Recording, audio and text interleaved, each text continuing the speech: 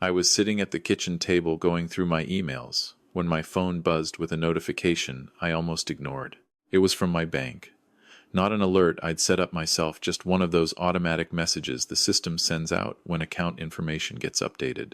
Your mailing address has been changed. If you did not authorize this change, please contact us immediately. I hadn't changed my mailing address.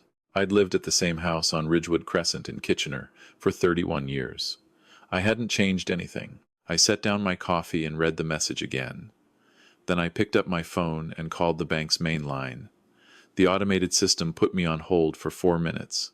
When a representative finally answered, I asked her to pull up my account and tell me what address was now on file. She read out an address in Mississauga. I didn't recognize it. I thanked her, asked her to flag the account, and told her I'd come in person the following morning. Then I hung up and sat very still in my kitchen for a long moment, listening to the furnace hum and the wind push against the windows, the way it does in January in Ontario, when the cold comes in from the northwest and doesn't apologize for it. My name is Douglas Parrish. I'm 64 years old. I spent 37 years working as a structural engineer for a municipal consulting firm in Waterloo Region, and I retired 2 years ago with a pension, a modest investment portfolio, and a house that had been paid off since I was 52. My wife, Carol, passed away from ovarian cancer 6 years ago. We had one son together.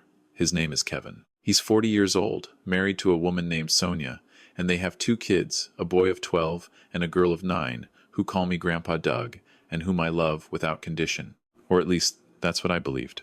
I want to be precise here, because precision matters when you're an engineer, and it matters even more when you're trying to understand how the person you raised managed to hollow out your life from the inside while you were still living in it. Kevin and I had always been close, or so I thought. After Carol died, he was the one who drove 4 hours from Mississauga to help me sort through her things. He was the one who sat with me on the back porch that first summer and didn't say anything, just handed me a beer and watched the yard go dark. I trusted him the way you trust someone when you've watched them grow from a colicky infant into a man with a mortgage and a son who plays rep hockey. About 18 months ago, Kevin came to me with what he called a proposal. He sat across from me at this same kitchen table and explained that he and Sonia were stretched thin financially. The restaurant they'd invested in had underperformed. They had some credit card debt they were managing. He wondered if I might consider adding him to my checking account just so he could help me with bills if I ever needed it, he said. I'm not getting any younger, he reminded me. And Carol's gone. And what if something happened and I needed someone to access funds quickly? He had a point. I was 62 at the time. I'd been having some back trouble. I thought about what it would mean to be incapacitated and unable to pay a bill or handle an emergency, and I thought about how much I trusted my son. So I added him to my account. I also, at his suggestion, signed a general power of attorney document that he said a notary had prepared. He brought it to the house on a Sunday afternoon and explained it was just a precaution standard procedure, he said, in case I had a health event. He was calm about it.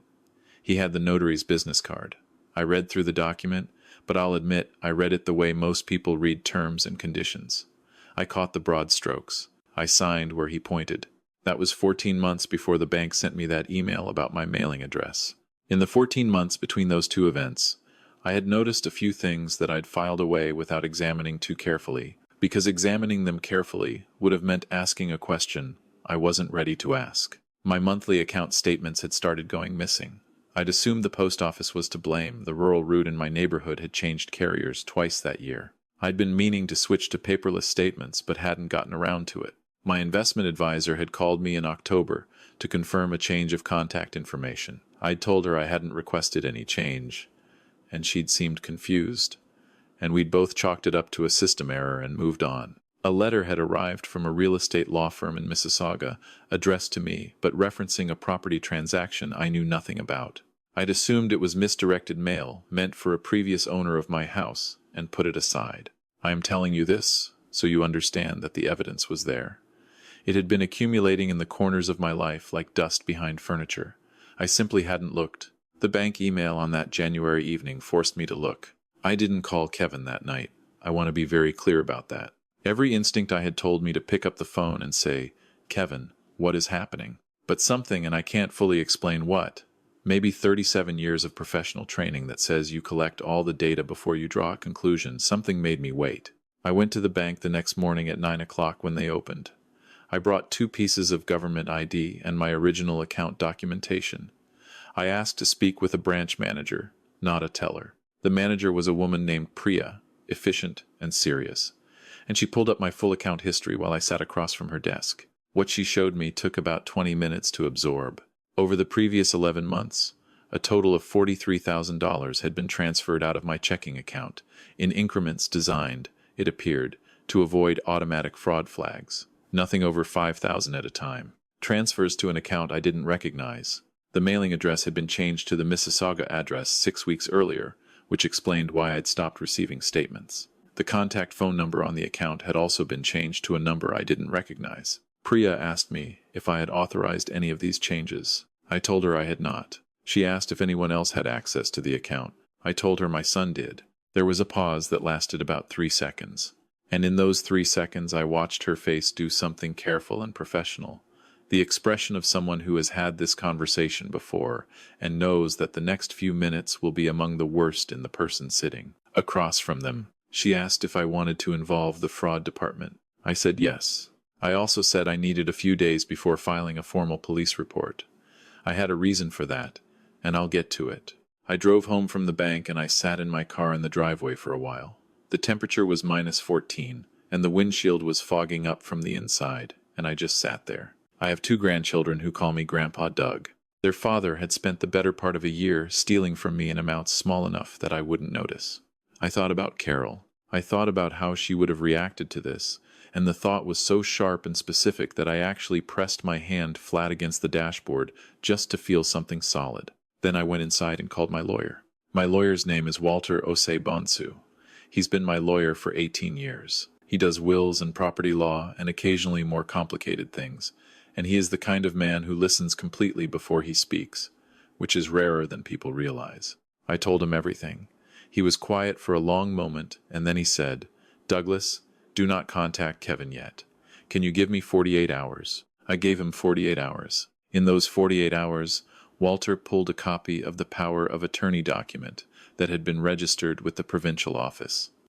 He also pulled the title records for my property on Ridgewood Crescent. He called me back on a Thursday afternoon, and his voice was measured in a way that told me the news was bad before he said a word. The power of attorney I had signed 14 months earlier had been altered. The document I signed and the document that had been registered were not the same. The registered version had broader language that granted authority not just over financial accounts in the event of incapacity, but over property transactions with no incapacity requirement.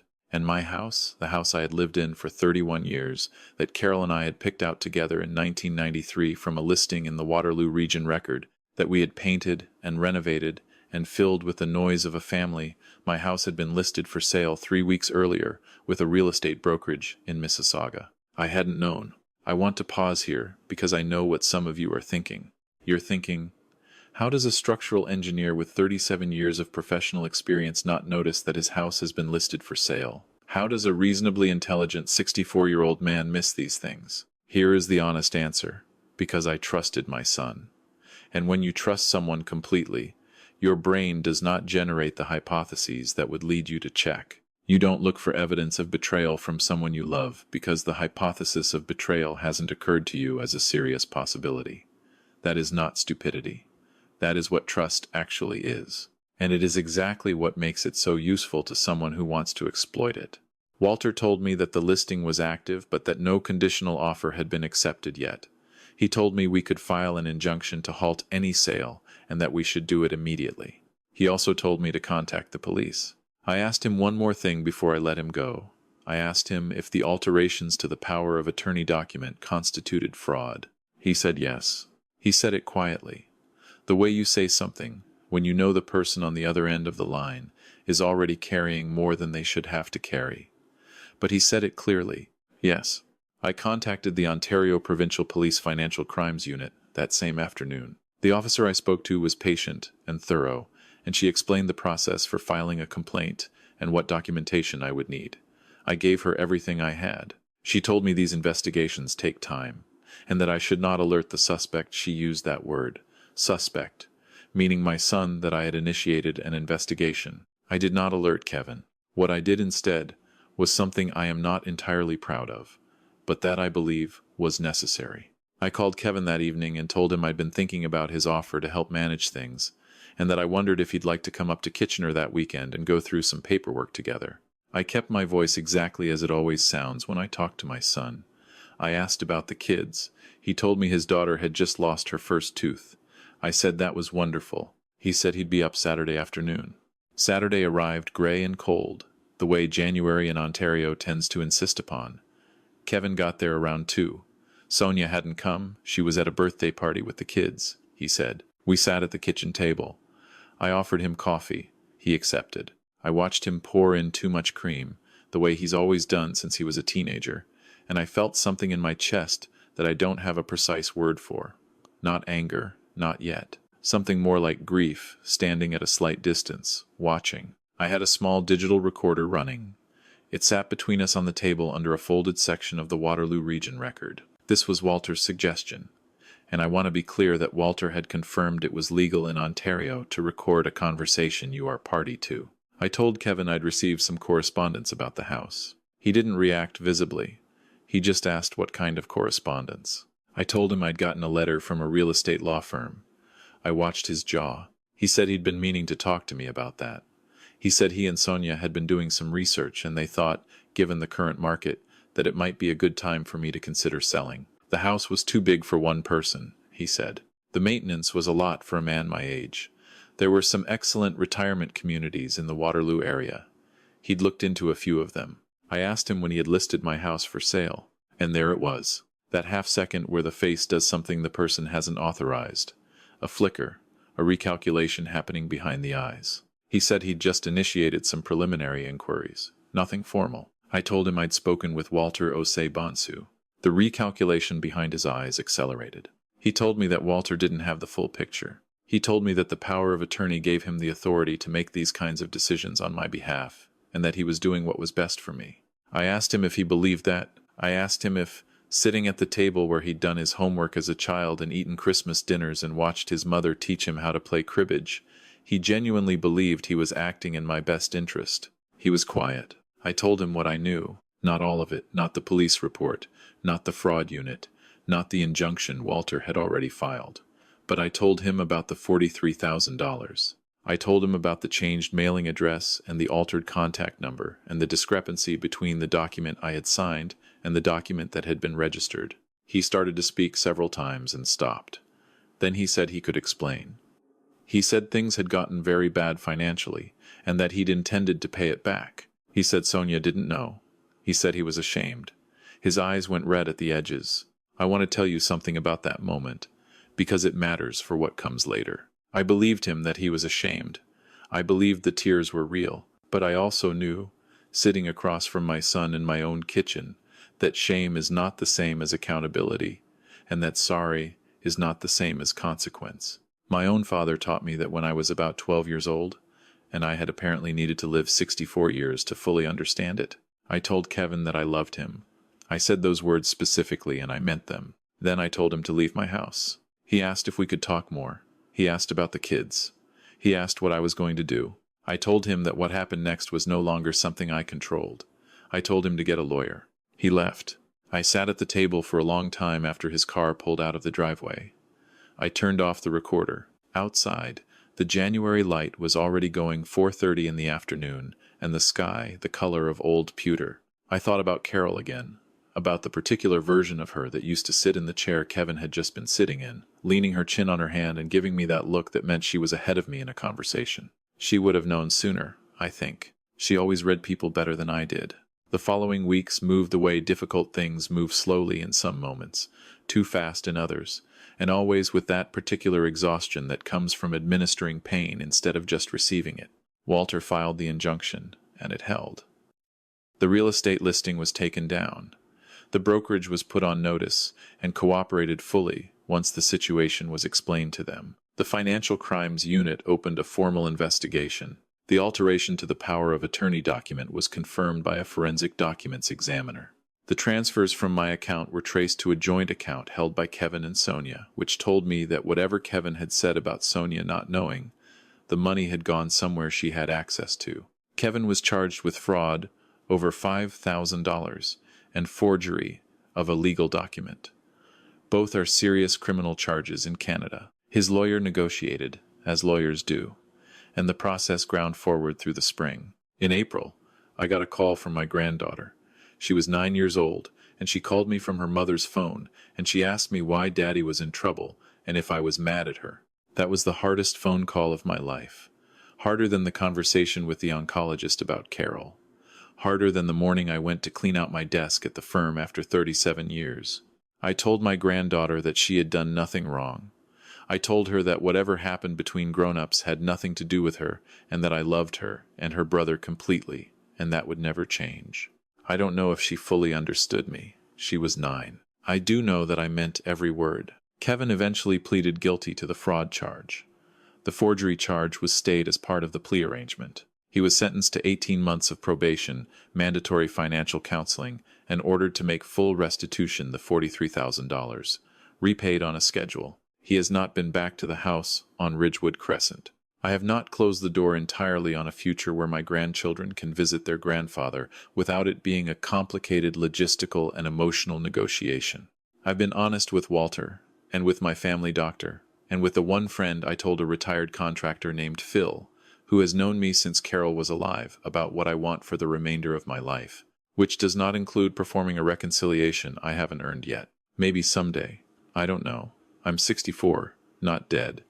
There's time to find out. What I want to tell you, though, is what I should have done differently. Not because I'm blaming myself for what Kevin chose to do. I've thought about that carefully, and I'm clear on where the responsibility lies. But because there are practical things I did wrong that you can avoid. Do not add anyone to your bank account unless you have spoken with your bank's financial advisor about the specific access parameters. Joint access and trusted contact designations are different things, and your bank can explain the distinction. A trusted contact allows someone to be notified in an emergency. It does not give them transaction authority. That is what I should have set up, and didn't. If you are asked to sign a power of attorney document, have your own lawyer, not the person requesting the document, not a notary they've chosen. Review the document with you before you sign. This applies to your children and your spouse and your siblings. It applies to everyone.